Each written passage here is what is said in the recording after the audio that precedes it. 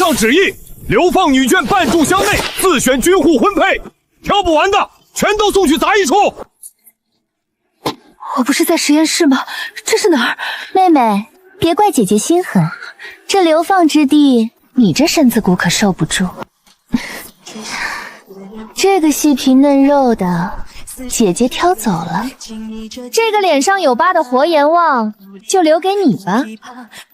那就是霍征，听说他一夜砍了20个逃兵，连百户都敢砍，太吓人了。苏二小姐落在他手里，肯定活不过这个月。活阎王，这分明是顶级人形更电机啊！妹妹，你怎么吓傻了？这位军爷看着是凶，但有把子力气，不会让你饿死的。我没打算娶妻。姐姐好眼光，挑了个细狗，是打算让他给你吟诗作对当饭吃，还是遇到野兽把他扔出去拖延时间？你骂谁是细狗？他们都怕你，我不怕。你带我回家，以后我养你。你养我？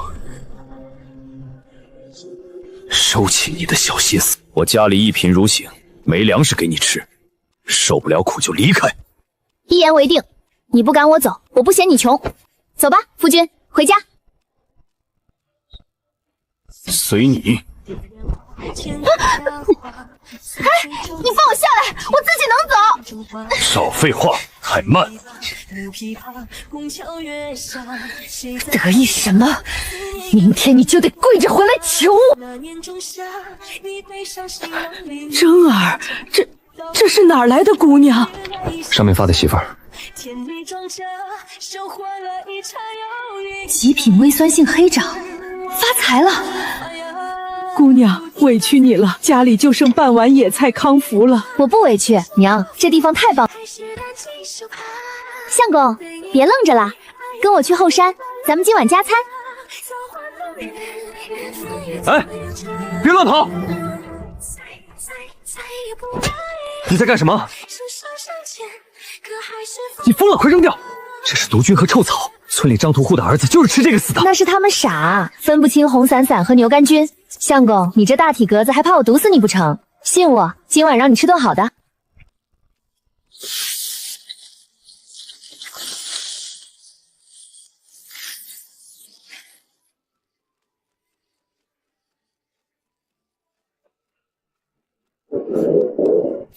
这真的是那碗拉嗓子的康鱼。娘，相公，吃饭啦！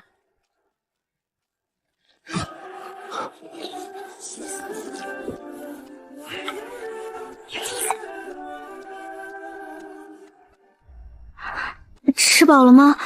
锅里还有。哎呦，我的好妹妹，姐姐来看你了。林禾，你哪来的肉？刚流放过来就学会偷汉子偷东西了？怎么，你家那细狗不行，供不起你吃饭，跑我这儿来讨饭了？你个贱人！粗逼庶女，竟敢对嫡姐不逊！我替你爹教训你！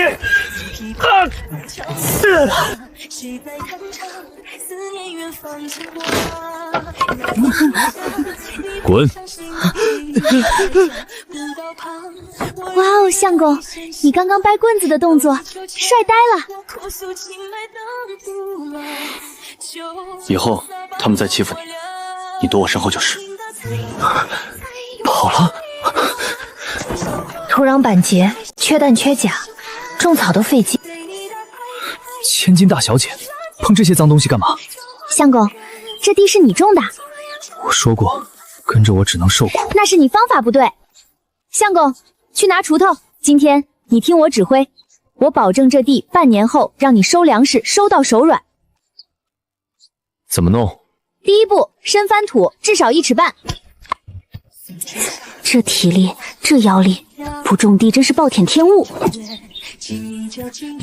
第二步，改平种为齐垄，土堆高3寸，间距1尺。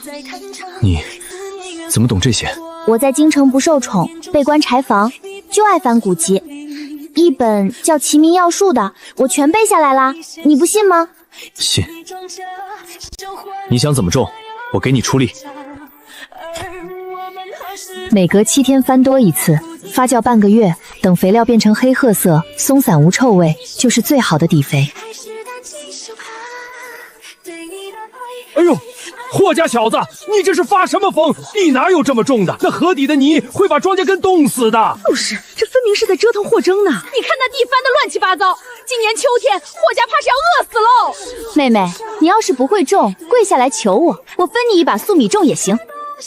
各位叔伯婶娘，你们种地亩产最高不过100多斤吧？100斤那是好年景，这荒地能打80斤。就算老天爷赏饭吃了，那你们就睁大眼睛看好了。我今天这几筐雾肥和骑龙法下去，半年后这块地的产量，我保底让它翻2倍，甚至3倍。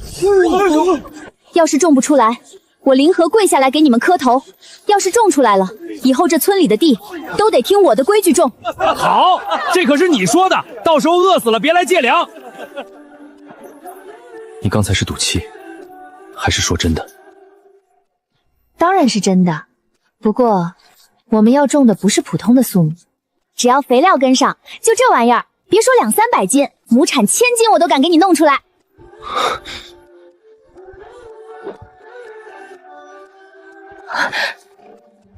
相公，你刨这猪藕藤干什么？这东西人不能吃，生吃嘴巴会肿，煮熟了又涩又噎人。那是他们不懂怎么吃。只要在地窖里放几天，再放进火盆里烤熟，它能软糯香甜的让你把舌头都吞下去。相公，你知道这东西最可怕的地方在哪儿吗？在哪儿？1亩地能产3000斤。多少？3000斤。从今天起，你负责出力开荒，我负责动脑子，咱们要发大财了。去旁边石头上坐着，告诉我往哪儿挖，剩下的力气活你男人来干。扦插的时候要斜插，入土5到8厘米，牙眼朝上，株距30厘米，藤距60厘米。插完立刻浇透定根水，成活率能到95%以上。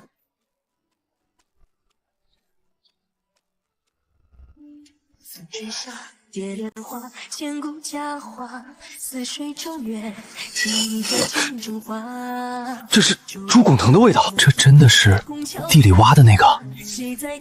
老天爷啊，这简直是仙丹啊！我不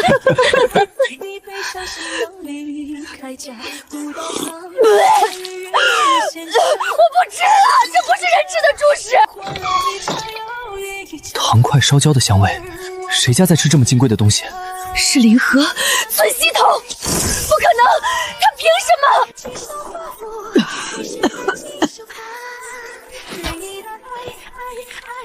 正儿没打到猎物吗？山里的兔子都被饿疯了，跑得比箭还快，只捡到3个野鸡蛋，给你留着。别愁了，我有办法弄到吃的。你能有什么办法？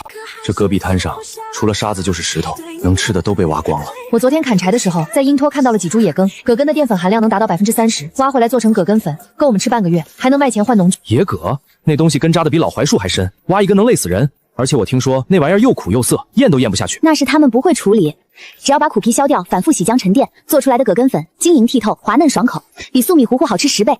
走，相公，跟我上山，你负责出力挖，我负责找，保证今天晚上咱们能喝上热乎的葛根糊糊。我来扛，你带路，小心脚下的石头。找到了，就是这个，看叶子的形状，出粉率最高。别急，葛根是横着长的，顺着主根的方向往两边泡，别往下硬砸，容易把根弄断。歇会儿吧，看你累的，汗都流进眼睛里了。不用，我不累，早点挖完早点回去，娘还在家等着。你哼的是什么？调子挺特别的。随便哼的，家乡的小调，很好听。这么多够咱们吃好久了。可是荷儿，这东西到底怎么做成你说的那个粉啊？娘，您看着就好了。第一步，先把葛根洗干净，削掉外皮。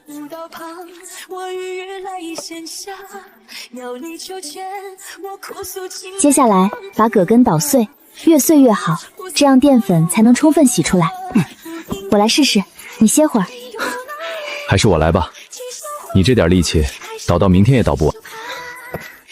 这一步是洗浆，把葛根里的淀粉洗出来，要反复洗3-4次，直到挤出来的水变清为止。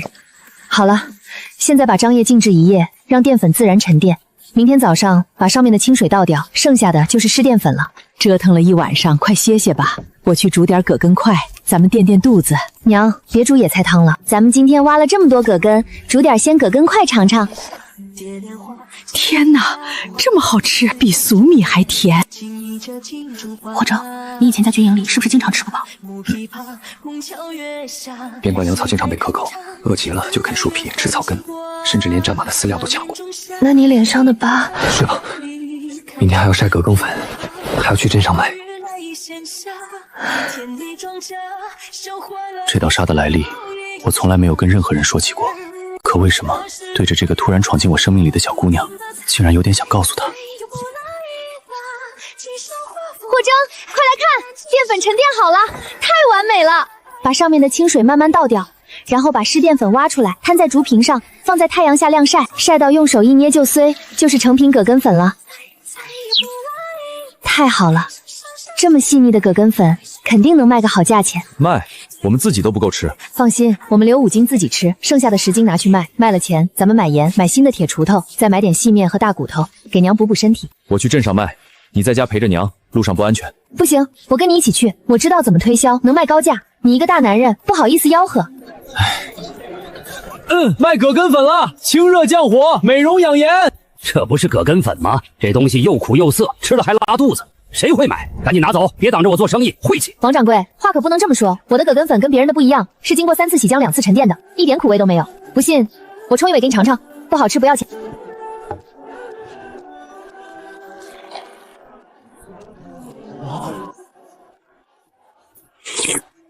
咦，真的不苦，滑溜溜的，甜而不腻，还有一股桂花的香味儿。给我来尝尝，来一碗，给我孩子带一碗。这是什么东西？这么香，我在马车上都闻到了。回夫人，这是野生葛根粉，清热降火，润肠通便，还能美容养颜，调理气血，最适合女人和老人吃了。太好吃了，口感爽滑，甜而不腻，比那些燕窝鱼刺还合我胃口。给我称5斤，我要带回家慢慢吃，再送一些给我的姐妹。好嘞，5斤葛根粉一共250文。不用找了，以后你有这么好的东西还来这里卖，我都包了。哟，这不是我的好妹妹吗？你们不是在流放地等死吗？怎么还跑到镇上来了？这些东西不会是偷来的吧？就是一个流放的贱籍，哪来的钱买这些好东西？是偷的，我这就去报官，把你们抓起来。姐姐说话可真难听，我们凭自己的力气赚钱，光明正大，不像某些人只会沿街乞讨，连顿饱饭都吃不上。哎呀，这大骨头熬汤可香了，可惜啊，有些人一辈子都喝不上。林河，我不会让你得意太久的，我一定要让你付出代价。好久没闻到这么香的肉味儿了。上一次吃肉还是3年前过年的时候。谢谢你，荷儿，要是没有你，我和娘早就饿死了。谢我干什么？咱们是一家人啊！以后我会让你们天天都吃上肉，过上好日子。你放草木灰干什么？还留了张假纸条。等着看好戏吧。林婉今天吃了这么大的亏，肯定不会善罢甘休。他今晚一定会来偷葛根粉的做法，我给他准备了一份大礼。还是你聪明，那我们今晚就等着抓贼。不用抓，让他偷，让他吃点苦头，长长记性。林河，你这个蠢货，你的宝贝葛根粉和秘诀现在都是我的了。等我学会了，赚了大钱，看我怎么羞辱你。怎么样，偷到了吗？当然偷到了，你看，这就是葛根粉，还有制作秘诀，咱们明天就做葛根粉卖钱，肯定能发大财。这是什么东西？怎么这么难闻？不可能啊！我明明是按照纸条上写的做的，林河就是这么冲的。你这个蠢货！偷回来的根本不是葛根粉，是草木灰，还有那张破纸条也是假的。不可能！我明明看到林河把葛根粉放在那个柜子里的。没用的东西，连偷东西都偷不明白，我怎么娶了你这么个蠢货？现在好了，钱没赚到，还白忙活了一晚上。你打我！你竟然为了这点小事打我！小事？咱们现在都快饿死了，本来以为能靠葛根粉赚钱，结果被你搞砸了。你说现在怎么办？还能怎么办？都是林河那个贱人害的，我一定要报复他。景怀哥哥，咱们去李张大人那里告发他，就说他私藏财物，还用妖术害人。李张大人最恨这些会妖术的女人了，肯定会把他抓起来的。好主意，咱们明天一早就去。我就不信这次还治不了。都给我搜！敢在老子的地盘私藏御赐之物，反了天了！李正大人，您看，他们吃的这等金贵甜味，绝对是用私藏的金银买的。按律当杖责50，没收全部家当。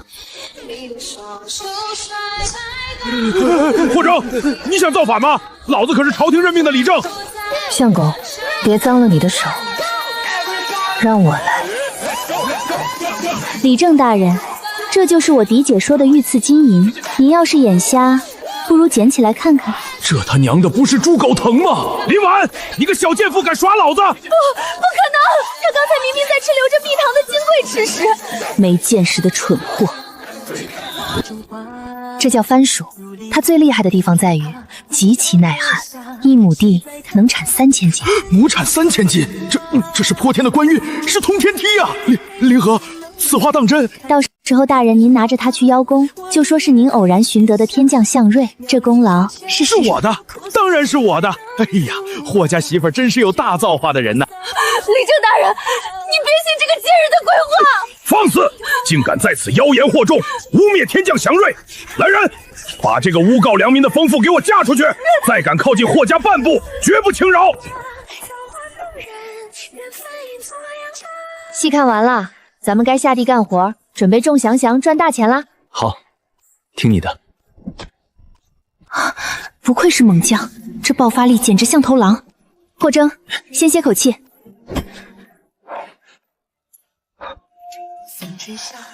放地上就行。满脸是泥，当心流进眼睛里。这种粗活我一个人半日就能干完。你去把那些藤蔓剪成段，别在这碍事。好，那我去了。你当心些，别累着。这女人。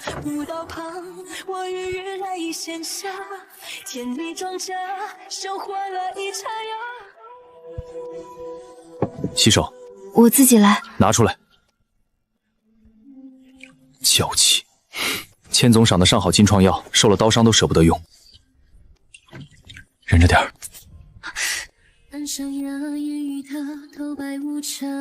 你老实告诉我，你嫁过来到底图什么？我图你是个活生生的男人，不是个废物。高门大户的后宅有多脏，你没见过，我清楚得很。我宁愿跟着你在这吃糠咽菜，也不愿去给那些虚伪的老爷们做玩物。你不嫌我笨手笨脚，我就安安心心做你的霍家媳妇。记住你今天说的话，这药留着，以后粗活放着我来。只要我霍征还没战死，我碗里有一口干的，就绝不让你喝稀的。这曹涵真是该死的迷人。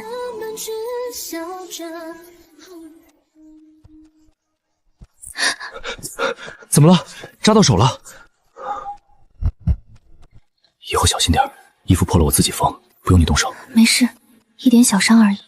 哟，霍家大郎，你们是不是饿疯了？那猪狗藤也拿来当京戏良种？要我说，这娇滴滴的小姐就是个扫把星，尽处馊主意。霍大郎，你可别被这狐妹子给掏空了家底。再让我听见你嘴里吐出半个脏字，我不介意让你知道，这铁镐除了种地还能干什么。滚！军中粗人不会和妇人吵架，吓着你了？没有，霍征，你刚才很威风。这女人胆子怎么这么大？进贼了！嘘，别出声，院里进贼了，太软了。我去看看，你待在炕上，死都别出来。抓住了，是村西头的二六子。我已经把他反扭手臂绑在院外的老槐树上了，明早押送县衙。你没受伤吧？小毛贼伤不到我，睡觉。霍征，干什么？你刚才捂我嘴的时候，手劲儿太大了，我脸疼。下次我轻点儿。小贱人到底在挖什么金疙瘩？救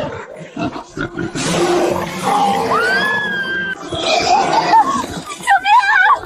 你死要拉个垫背的！林婉，你这蠢货！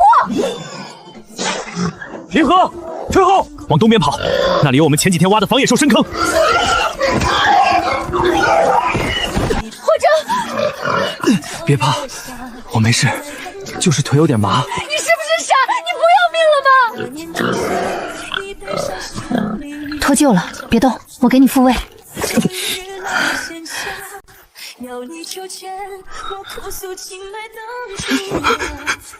我以为我护不住你了，护住了，你护得很好。霍征，你听好了，以后有我在，阎王爷也别想收你。这片山头，我灵河养你。先松开，你的伤口必须马上处理，不然会感染。好，听你的。你疯了，腿不想要了是不是？我不扛，谁弄下去？你给我乖乖坐着，看着这些猪，顺便看着他。我下山叫人，我没回来之前，你敢乱动一下，晚上就别想上老娘的炕。好，我等你。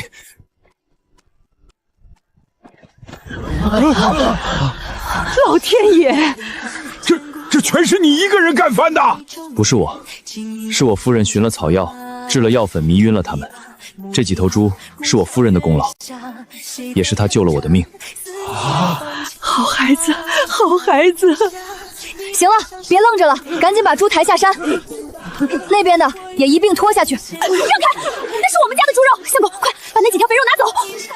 林婉，你是不是脑子被猪拱坏了？这猪跟你有1文钱关系吗？怎么没关系？要不是我把野猪引过来，你们能打到这么多肉吗？这猪肉必须分我1大半。林婉，你这丧尽天良的毒妇！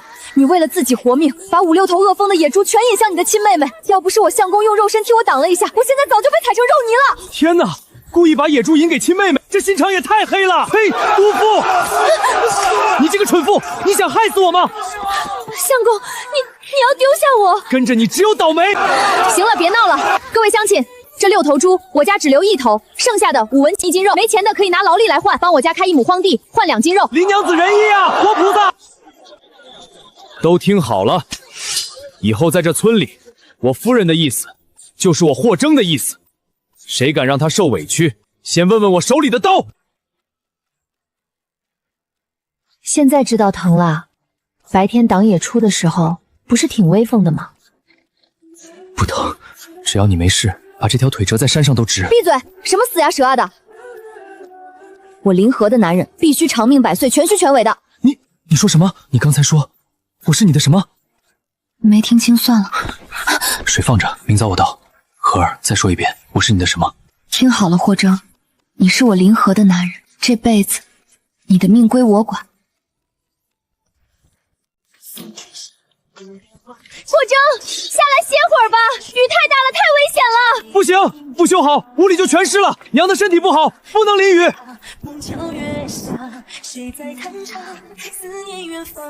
荷儿，有你真好。有你也很好。林娘子，霍家兄弟，咱们来干活了。老天爷，这地里长的是啥玩意儿？林娘子，这不会是毒草吧？长得也太邪乎了。村长叔，这叫红薯，是能救命的鲜粮。这么大个儿，这一根藤上居然结了这么多，不仅能吃，产量比小麦高10倍不止。这东西要是推广到军营里，士兵就有救了。林娘子，这鲜粮俺们能种吗？有了它，村里冬天就不用死人了。只要大家尽心勤力帮我家开荒，等红薯熟了，我免费给大家发薯藤做种，还会手把手教你们怎么种。好，兄弟们，抄家伙，去后山给林娘子开地去！谁敢偷懒，我第一个削他。荷儿，你尽管放手去干，谁敢打你和这鲜粮的主意，我的刀绝不答应。老天爷啊，怎么这么旱啊！再不下雨，这红薯苗就全死了，我们全村人的希望就没了呀！我家就指望着这点红薯过冬呢，要是死了，我们一家老小都得饿死啊！我看啊，都是这个女人带来的灾星。自从她来了，咱们村里就没好过。先是野猪，现在又是大旱。你再说一遍。我没说什么。再让我听见你说荷儿一句坏话，我撕烂你的嘴！大家别慌。旱情虽然严重，但不是没有办法解决。林娘子，你有什么办法？这地里都快干得冒烟了，离河边又有2里地，挑水浇地根本来不及呀！就算全村人都去挑，也浇不完这么多地。我有办法把河水引到地里来。我们可以造一架水车，利用水流的力量把河水自动提上来，然后通过水流到地里，这样我们就不用挑水浇地了。水车？那是什么东西？我活了这么大岁数，从来没听说过。水往低处流，这是天经地义的道理，怎么可能往高处流呢？这就是水车的图纸，你们看。这是转轮，这是竹筒，这是水渠，水流冲击转轮，转轮带动竹筒转动，竹筒把河水提上来，倒进上面的水槽里，然后顺着水渠流到地里。林娘子，不是我们不信你，这河水在低处，地在高处，水怎么可能往高处流呢？你这图纸上画的东西根本不可能实现。我看啊，还是赶紧挑水浇地吧，说不定还能救几棵红薯苗。大爷，您放心，我保证，只要按照我的图纸造出水车，一定能把河水引上来。要是失败了，我林河愿意承担所有损失，我把我家所有的粮食都拿出来分给大家。我相信和儿，大家要是愿意干，我霍征什么危险我来担着。要是水车造不成，我和和儿一起给大家赔罪。好，林娘子，我们信你一次，你说怎么干我们就怎么干，就算是砸锅卖铁，我们也跟着你干。太好了，首先我们需要一些会木工活的人，跟我一起去后山砍树做水，剩下的人负责挖水渠，从河边一直挖到地里。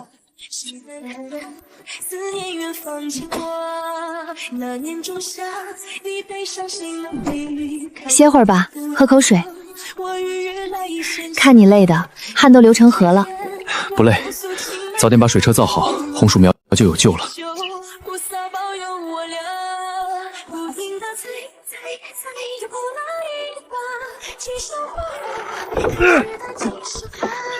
我就说吧，这东西根本不可能成功，白费了这么多力气，还不如赶紧调水浇地呢。就是折腾了这么多天，一点用都没有。我看啊，林娘子就是在耍我们玩儿。大家别着急，是齿轮的尺寸有点偏差，我修改一下图纸，重新做几个齿轮就好了。霍征，你都熬了2天2夜了，去歇会儿吧，这里有我看着就行了。没事，早点把水缸修好，我才能放心。要是红薯苗死了，我们之前的努力就白费了。和儿，你想知道我脸上这道疤是怎么来的吗？想，如果你愿意说的话。3年前，我还是边关的一个百户，手下有100多个兄弟。那次，蛮族偷袭我们的军营，我的兄弟们被包围在了山谷里。为了救他们，我一个人冲进了蛮族的大营，和他们的将领打了起来。那个蛮族将领很厉害，是蛮族第1勇士，他一刀砍在了我的脸上。我当时以为我死定了，可我不能死，我还有100多个兄弟要救。我拼尽最后一丝力气，一刀砍死了他，带着我的兄弟们冲了出来。可是最后还是有30多个兄弟死了，他们都是跟着我出生入死的好兄弟啊！要不是我指挥失误，他们就不会死了。都过去了，你已经尽力了，你的兄弟们不会怪你的。后来我的上司克扣军饷，还把战败的责任推到了我的头上，说我通敌叛国，把我贬为了流放犯，发配到了这里。我娘为了陪我，也跟着我来了这里，吃了这么多苦。和儿，谢谢你，我和我娘早就饿死了，是你让我重新看到了希望。都过去了，以后有我在，再也没有人能欺负你和娘了，我们会越来越好的。走吧，我们继续组装水车，这次一定能成功。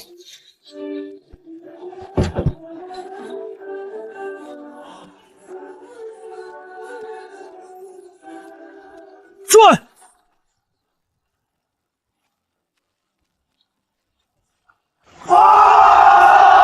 成了，真的成了！林娘子，你真是活菩萨呀！你救了我们全村人的命啊！林娘子，谢谢你，你就是我们的再生父母啊！以后谁要是再敢说林娘子是灾星，我第一个跟他拼命！大家快起来！这不是我一个人的功劳，是大家一起努力的结果。要是没有大家，我一个人也造不出水车。不好了，大家快看，红薯叶上有好多青虫！这可怎么办啊？这么多青虫，根本抓不完啊！要是青虫把叶子吃光了，红薯就长不大了。别担心，我有办法。首先，我们发动全村的人，把家里的鸡和鸭都吹到地里来，让他们吃虫子。鸡和鸭最喜欢吃青虫了，而且它们的粪便还能当肥料。其次，我们熬制草木灰大蒜水，喷洒在红薯叶上，既能杀虫又能施肥，还没有毒。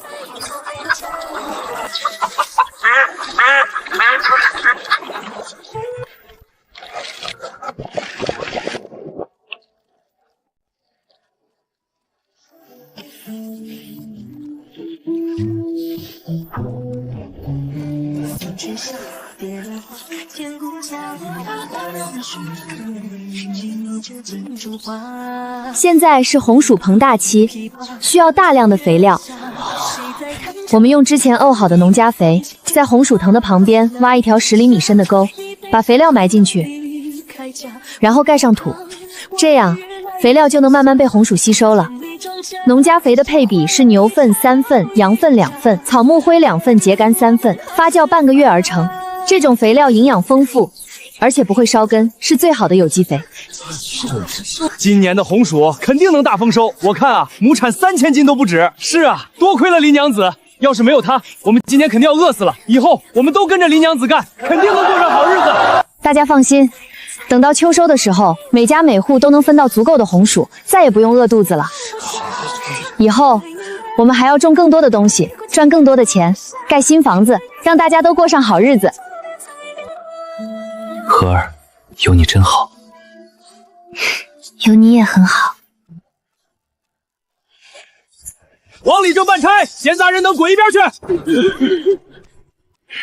林氏，看来你没敢糊弄本李呀。按照约定，这红薯我要留一半做种。留一半？你一个流放的贱籍，还敢跟本李正谈条件？这地里的鲜粮全都是朝廷的，本李正今天来就是奉公执法，全部拉走。王大人，您好歹给村里留点种啊！闭嘴！再多言，以意图谋反的罪名抓。既然鲜粮已经长出来了，你这通晓妖术的女人留着也是个祸害。来人，把红薯和藤蔓全都装车，把霍征和这女人也给我绑了，押拉入大牢，免得他们走漏风声，抢了本李正的功劳。我看谁敢动！霍征，你敢暴力抗法，这是诛九族的大罪！相公，别冲动。荷儿，对付这种蠢货，不值得你背上抗法的罪名。王里长，你想独吞功劳，杀人灭口，可以，但是你信不信？你今天把这些东西拉走，不出10天，你王富贵一家老小就会被县令大人全部砍头。你少危言耸听！你以为这红薯是野草，它储存不当，3天内就会发霉长黑斑，那黑斑是剧毒，吃一口就能穿肠烂肚。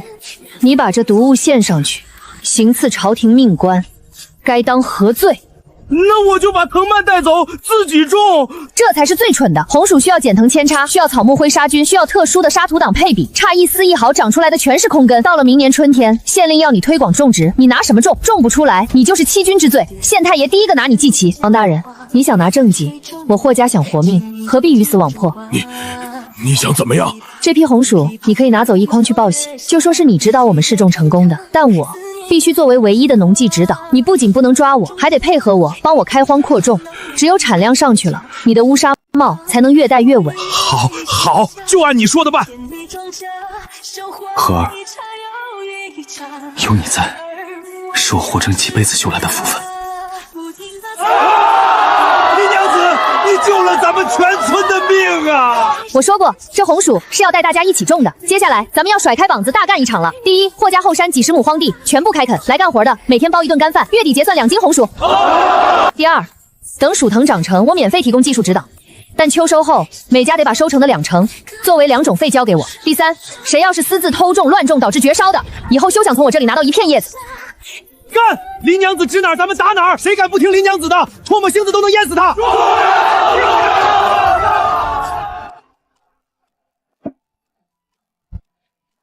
相公，你的腿伤还没好，我给你揉揉腿算什么？荷儿，你护着我，护着这个家，这流放的日子倒像是在神仙洞府了。这就神仙洞府啦！等秋收了，我带你赚大钱，建个青砖大瓦房，让你做个地主老爷。好，我给你打长工，一辈子那种。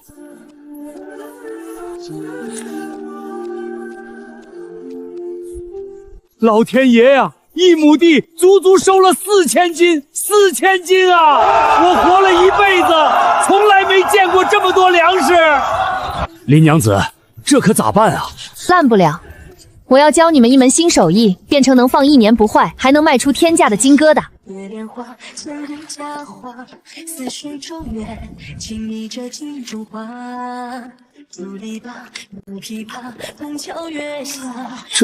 这是什么吃食？看起来真好看。这叫猪肉炖粉条，来，相公尝尝。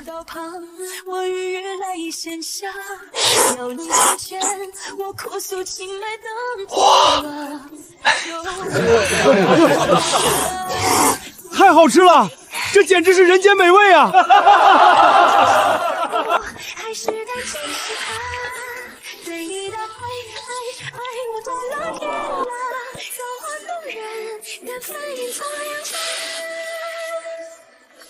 红薯不值钱，但这种神仙粉条是酒楼饭馆的稀罕物。村长说，让大家加紧干，咱们要发大财了。2个流放犯穿得破破烂烂，来我这儿卖什么？赶紧走，别影响我做生意。掌柜的，借你后厨一用，我做的菜要是入不了你的眼，我们立刻就走，分文不取。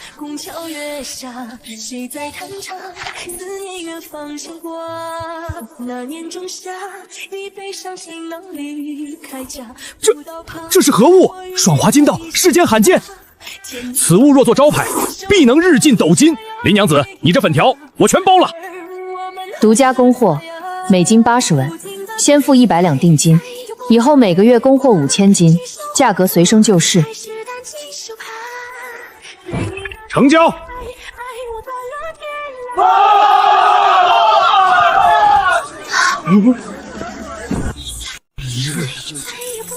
流放3年，第一次突然手里有这么多钱，林娘子谢谢你，以后我就跟着林娘子干了。林娘子让我往东，我绝不往西。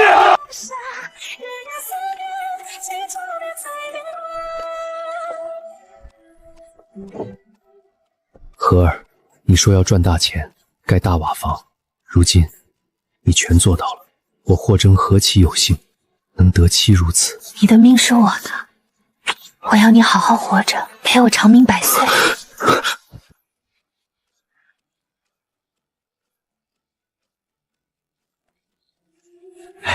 林娘子，这是这个月的账本，咱们这个月一共卖了8000斤粉条，赚了35两银子，比上个月多赚了10两。太好了，李叔，辛苦你了。这个月给大家多发点工钱，每个人再奖励10斤红薯干。谢谢林娘子，我替大家谢谢你。大家知道了，肯定会更卖力干活的。张征，谁是林和？出来！我是他男人，你们想干什么？你就是霍征，听说你挺能打啊。不过我告诉你，在这清河县是我们聚福楼王掌柜的地盘。王掌柜说了，你们的粉条只能卖给聚福楼，而且价格必须降到30文1斤，不然的话就砸了你们的作坊，让你们在这里混不下去。聚福楼，好大的口气！我的粉条想卖给谁就卖给谁，价格我说了算，你们管不着。敬酒不吃吃罚酒，兄弟们，给我砸，把这里砸个稀巴烂！谁敢动林娘子的作坊，先过我们这一关。你们3秒钟，不然的话，别怪我不客气。你别嚣张，我们王掌柜不会放过你的，你等着，我们还会回来的。林娘子，霍兄弟，对不起，差点让他们砸了作坊。李叔别这么说，多亏了你们。不过聚福楼肯定不会善罢甘休的。从今天起，我和李叔带着大家轮流守着作坊，谁敢来捣乱就打出去，我倒要看看他们有多大的胆子。大家都说说这事儿怎么办？王地主说了，要是谁敢把红薯卖给林和，就收回他的地。我们可惹不起他呀！这可怎么办啊？王地主，我们可惹不起啊！我们就没地方种庄稼了。可是要是没有林和，我们的红薯哪来的粉条？哪能过上现在的好日子？做人不能忘本啊！各位乡亲，我知道大家很为难，王地主势力大，大家惹不起。这样吧，大家可以把红薯卖给王地主，但是我希望大家记住，是谁教会你们种红薯？是谁让你们吃饱饭？是谁带着你们赚钱的？林和，识相的话就把粉条的配方交出来，不然的话，我让你在这个镇上混不下去，我让所有的村民都不把红薯卖给你，我看你拿什么做粉条？就是，只要你把配方交出来，我们可以给你一笔钱，让你后半辈子衣食无忧，你就等着喝西北风吧。林娘子，我们的红薯只卖给你，就算王地主收回我们的地，我们也不怕，大不了我们去开荒。没有林娘子，我们早就饿死了，我们不能忘恩负义。对，我们的红薯只卖给林娘子。王地主，你别太嚣张了，我们再也不受你的欺负了。就是，大不了我们一起去开荒，跟着林娘子，我们肯定能过上好日子。好，好，你们等着，我不会放过你们的。谢谢大家，谢谢大家的信任，我保证以后一定会带着大家赚更多的钱，过上更好的日子。黑风寨的土匪今晚要下山劫掠，县衙的差役已经在路上了。我们只要坚持到差役赶到就行，大家分工合作，保护好自己和家人。霍兄弟，你说怎么干，我们就怎么干，我们跟土匪拼了！对，不能让他们抢走我们的东西。李叔，你带着几个人在村口挖陷马坑和绊马索。陷马坑挖3尺深，上面铺上树枝和泥土，伪装好。绊马索要拉在离村口50米的地方。林和，你带着妇女和孩子躲进地窖，准备好热水和布条，万一有人受伤可以及时处理。其他人拿着锄头、镰刀和绳索，跟我在村口两侧的树林里埋伏，等土匪掉进陷马坑，我们就冲上去，用绳索和渔网把他们捆住，不要硬拼。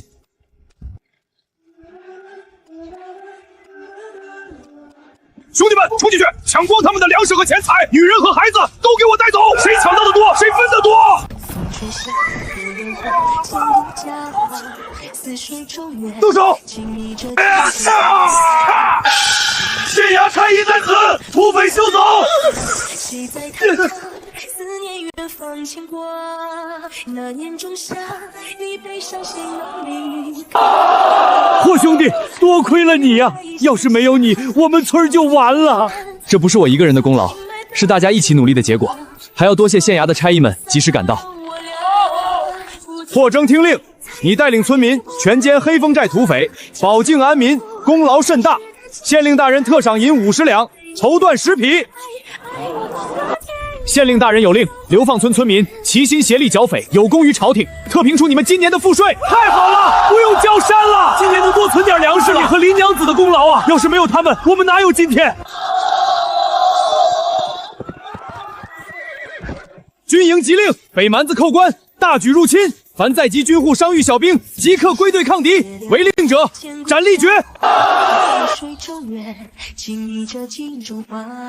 知道了，我1个时辰后动身。霍兄弟，你一定要活着回来呀！我们都等着你回来，我们还等着跟着你和林娘子过好日子呢。荷儿，我走了，你在家照顾好自己和娘，看好作坊和村子，我一定会回来的。你放心去吧，我会照顾好娘和大家的。我等你回来，你一定要平安回来。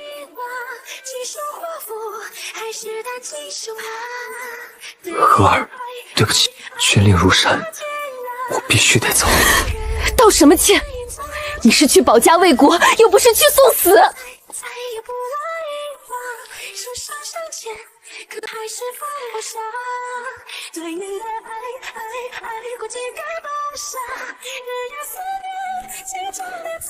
在军中当小兵，我只求苟活，但现在我有了你，我向你保证，我一定会留着这条命回来。等我立了功，我拿军功换咱们的良民身份，你在家等我。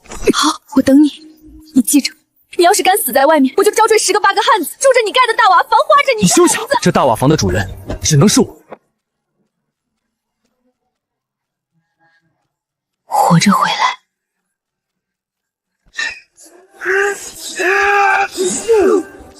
上！爹姐，保护将军！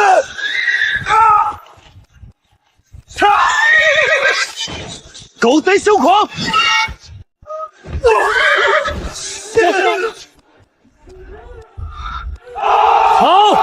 好一个猛士！你叫什么名字？先锋营小兵霍征，好一个先锋营小兵！本将记住你了。霍征，你斩杀敌将，救本帅于危难，实乃首功。本帅今日便拔擢你为正七品把总，赏银500两。你可还有什么想要的？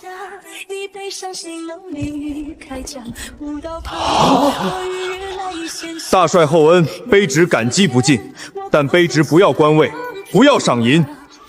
卑职与妻子皆是流放罪己，卑职是个糙汉，受苦无妨。但卑职的妻子林氏，不过最夫能在泥土里挣扎一生。卑职愿用这泼天的首功，只还大帅一旨，恳求大帅赦免我夫妻2人的流放罪己，还我妻子一个干干净净的良民身份。疯了吗？为了一个女人放弃前途，值得吗？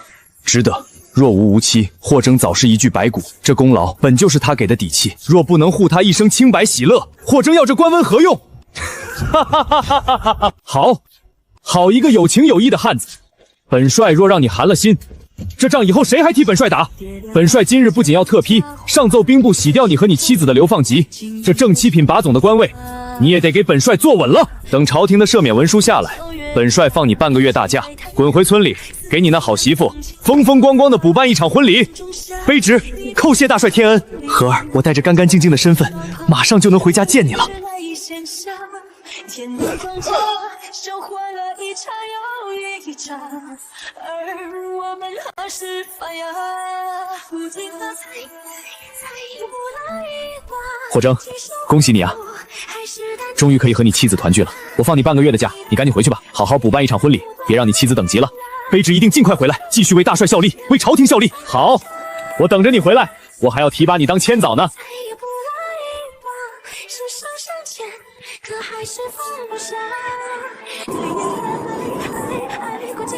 不行，我不能坐以待毙，我得想办法帮霍征，帮边关的士兵们。他们在前线浴血奋战，我们不能让他们饿着肚子打仗，不能让他们因为没有药而死。李叔，我想建一些温室大棚，在冬天种蔬菜，你能帮我找一些人吗？温室大棚那是什么东西？冬天天寒地冻的，怎么可能种出蔬菜？我活了这么大岁数，从来没听说过冬天能种蔬菜。我有办法，你看，这是大棚的图纸。温室大棚用土墙做围墙，木架做龟架覆盖双层油纸，下面挖火道烧柴取暖，这样大棚里的温度就能保持在几度，足够蔬菜生长了。而且双层油纸还能保温，防止热量消失。真的能行吗？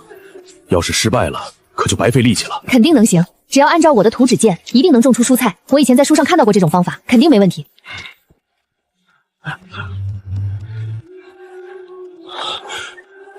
林娘子，你真是神人啊！竟然能在冬天种出这么新鲜的蔬菜，这简直是奇迹啊！李大人过奖了，这只是一点小技巧而已，利用温室效应提高大棚里的温度，就能在冬天种蔬菜了。林娘子，太好吃了，脆甜可口，比夏天的黄瓜还好吃，能不能卖给我一些？我愿意出高价买，冬天能吃到新鲜蔬菜，简直是太奢侈。当然可以，李大人要是喜欢，我每天让人给您送过去。好，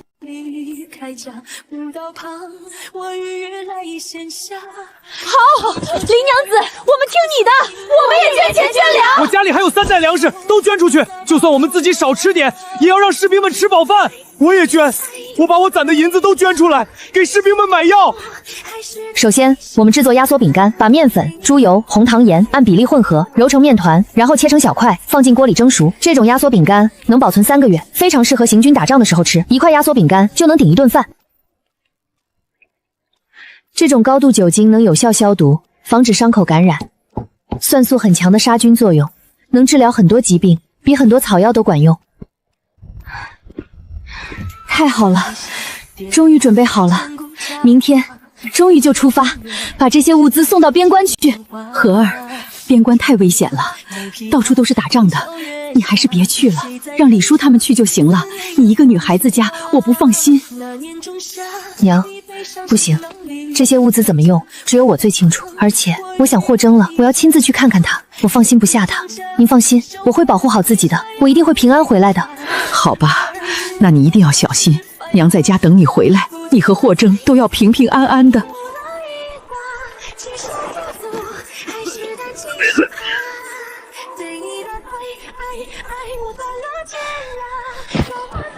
大家再坚持一下，援军很快就会到的，我们一定能挺过去的。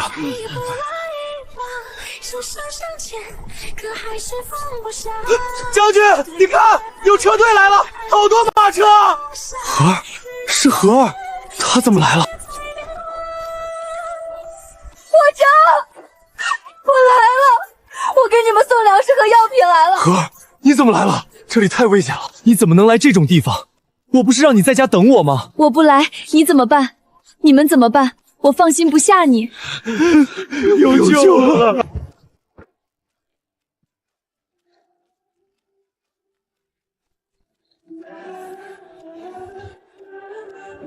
林娘子，真是巾帼不让须眉啊！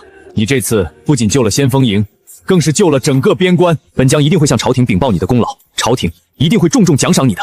将军过奖了，保家卫国，人人有责。我只是做了我应该做的事情。士兵们在前线浴血奋战，我能为他们做一点事情，是我的荣幸。粮食、药箱、棉衣。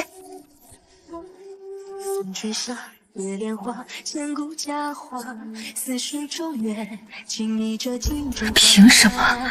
那座大瓦房，那些金银财宝，本来都该是我的，诰命夫人的位置也该是我的。林和那个贱人，凭什么拥有这一切？相公，好消息，天大的好消息！霍征死了，先锋营全军覆没了，林和成了寡妇了。真的？太好了！那我们这就过去，把那大瓦房和钱财全抢过来。他不能立户，这霍家的产业自然该由我们至亲来接管。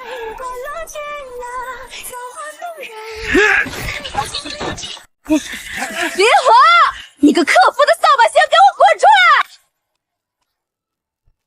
这是我家，滚出去！你家霍征早就死透了，你现在是个克死男人的寡妇。按照规矩，寡妇不能立户，霍家的产业应该由我们这些至亲来继承。闭嘴！我相公没死，他很快就会回来的。妹妹，你一个寡妇守着这么大一份家业，多不容易啊！不如把房契和钥匙交出来，以后姐夫我会好好疼惜你的，保证让你吃香的喝辣的。就凭你这软脚尸，我嫌恶心，滚！敬酒不吃吃罚酒。来人，把这贱人拉开翻东西，把他拖出去！我看谁敢动他一下！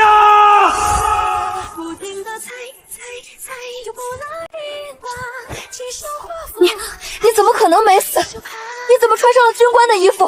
这不可能！荷儿，我回来了，对不起，让你受委屈了。你还知道回来？我还以为你真的死了。我的错，以后谁也欺负不了你。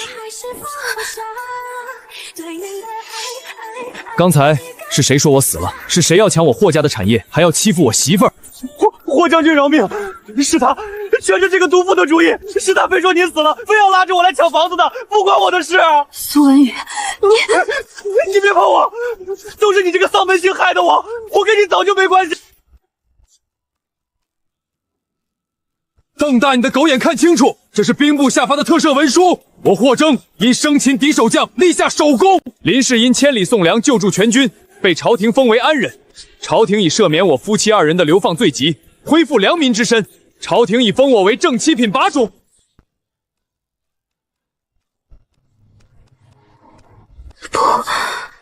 不该是这样的。高明夫人的位置应该是我的，荣华富贵应该是我。把这对私闯民宅、意图抢劫的贼人绑了，送交县衙大牢。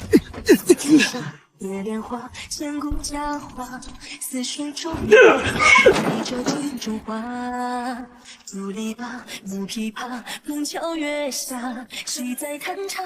思念远方牵挂。那年仲夏，你背上行李开家，古道旁，我与月来闲暇。庙里秋千，都是他自己选的路。别想了，都过去了，我们好好过日子。我霍征是个粗人，这大半年来，多亏了大家照顾我媳妇。如今我拿命拼出了头，脱了罪疾，主帅给了我半个月的探亲假。我决定3天后，在咱们这大瓦房里正式迎娶林禾过门。大婚那天，霍家流水席摆3天，村里老少爷们儿谁也不许缺席，全都来给我霍征捧个人场。好，霍爷场亮，恭喜霍把总，恭喜领军干来了。三之下，蝶莲花，千古佳话。似水流月，静倚着金烛花。竹篱笆，木琵琶，枫桥月下，谁在弹唱？时间太仓促，这料子不够软，绣花也不够密。荷儿，等以后我立了更大的军功，一定给你挣一套真正的凤冠霞帔。傻子，什么凤冠霞帔，都不及你拿命给我换回来的这张良民籍，也不及你千里迢迢赶回来娶我的心意。这套喜服是我这辈子见过的最美的衣裳。荷儿，嫁给我，委屈你了。以后我一定会让你成为世界上最幸福的女人。我现在就很幸福，有你在，我就很幸福。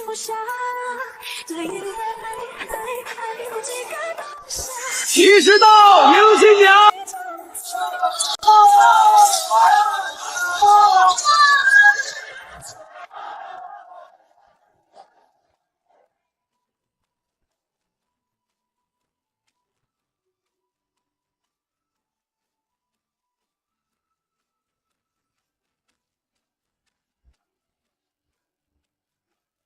荷儿，我来接你了。1拜天地，2拜高堂，夫妻交拜。各位乡亲，天地神灵为证，我霍征是个粗人，只懂打仗搏命，但我今日立誓，此生唯有林禾一妻，绝不纳妾，绝不收通房。我若有半点负他，让我万箭穿心，死于乱军之中，死后不得超生。送入洞房。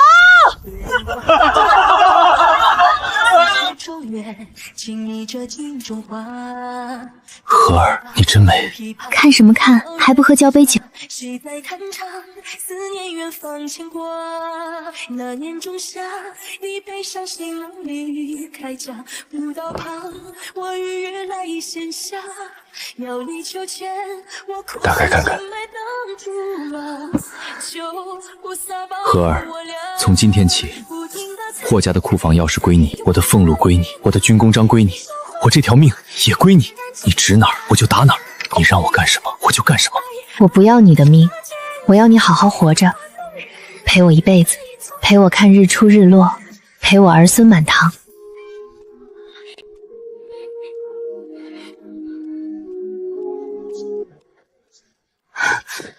夫人慢点跑！将军马上就进城了，小少爷都快被你抱得喘不过气了。